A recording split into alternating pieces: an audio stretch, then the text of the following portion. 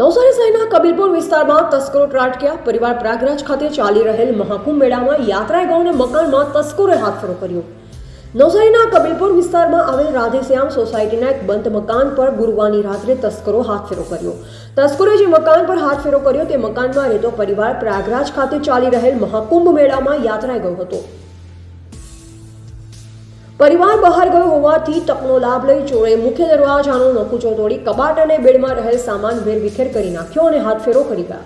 જોકે જેમના ઘરમાં ચોરી થઈ તે ઘરમાં રહેતો પરિવાર બહાર ગયો હોવાથી હાલમાં તો કેટલી મતાની કે સામગ્રીની ચોરી થઈ તે જાણી શકાયું નથી. બહાર ગામ ગયેલ પરિવાર પરત આવે પછી જ કેટલા મતાની ચોરી થઈ તે ચોક્કસપણે જાણી શકાશે.